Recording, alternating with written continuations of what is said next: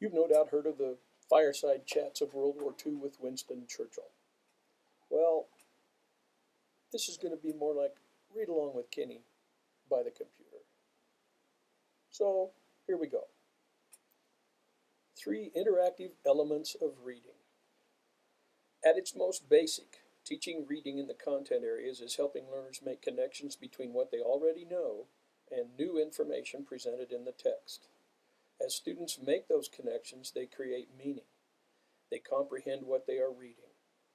Teaching reading in the content areas, therefore, is not so much about teaching students basic reading skills as it is about teaching students how to use reading as a tool for thinking and learning. Until recently, learning was thought to be a passive activity. Teachers poured their knowledge into receptive minds of students. Receptive minds of students? Reading was thought to be passive as well. The words of the text contained meaning. Reading simply entailed decoding the words on a page. Recent research indicates, however, that learning and reading are an active process. Readers construct meaning as they read. Effective readers are strategic.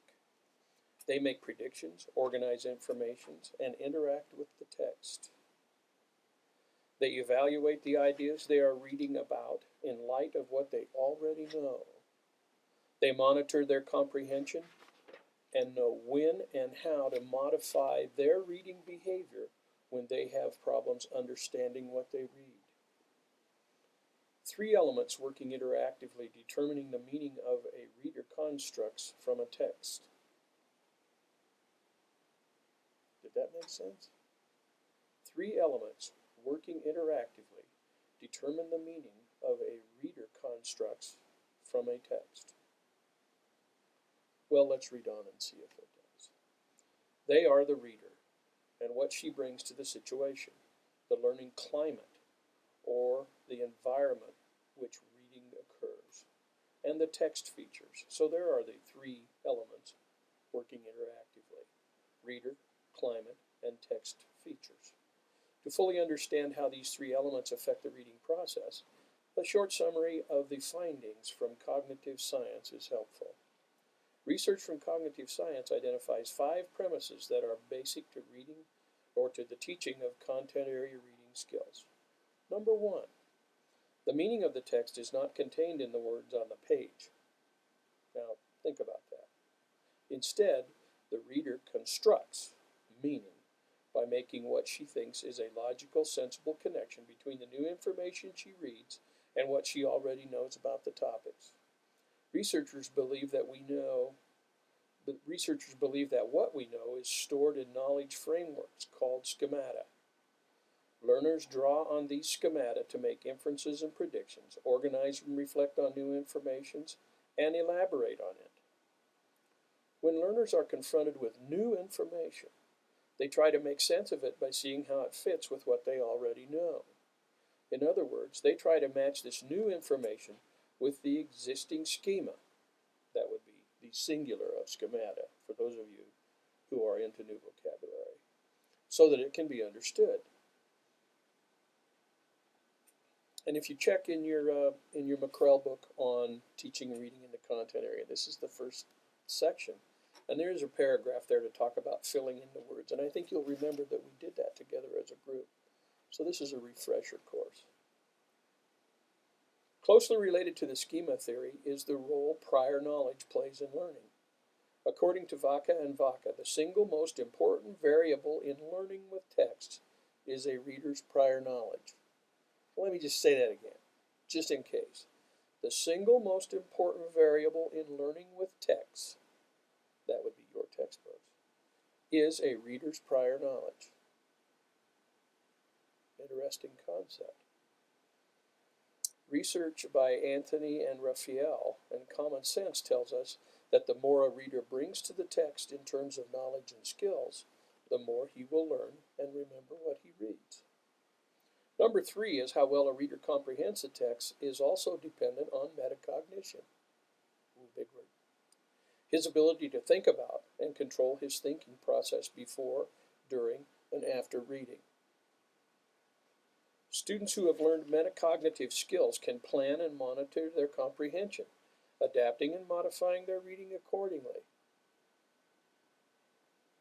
I don't know if I ever did that or if I even do now. Remember, I wasn't a robin. That's something to think about.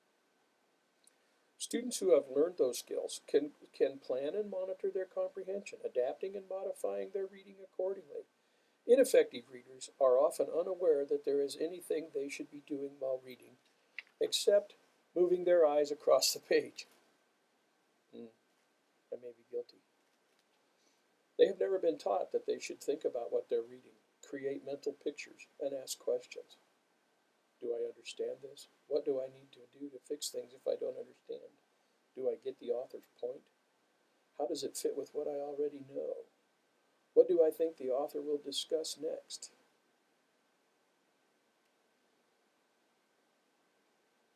You know, in my fiction reading, I do that quite a bit. In my nonfiction reading, I think I'm moving my eyes. Low achieving students, in particular, need to be taught how to monitor their understanding and to select and use appropriate fix-up strategies when needed. Number 4, reading and writing are integrally related.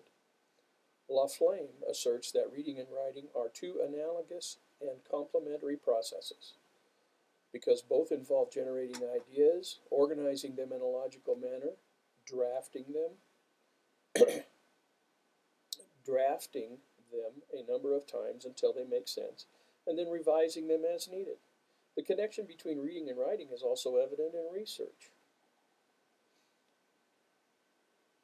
which has shown that students who are taught how to write and edit different forms of expository text improve their comprehension of the content in their textbooks. Run that by me again. The connection between reading and writing is also evident in research, which has shown that students who are taught how to write and edit different forms of expository text improve their comprehension of their content textbooks. That sounds like we could double dip there. We do one and we get the other, and the one that we're doing is the one that we're after, and the other one is a byproduct that is pretty cool too. Number 5, learning increases when students collaborate in the learning process.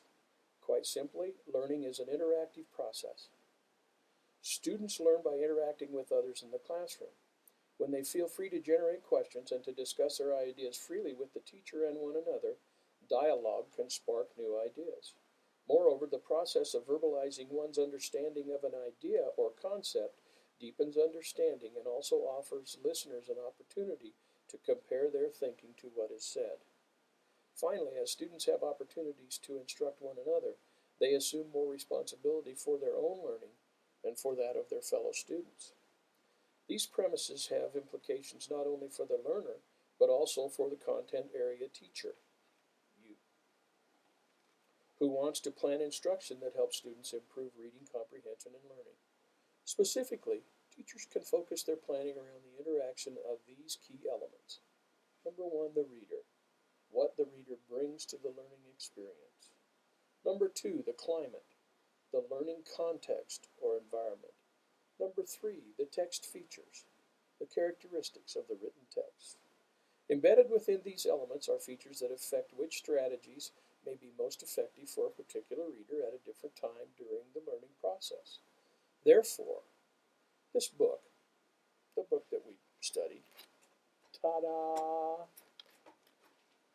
is going to look for implications in each strategy and what they have to do with you in the classroom and with your students.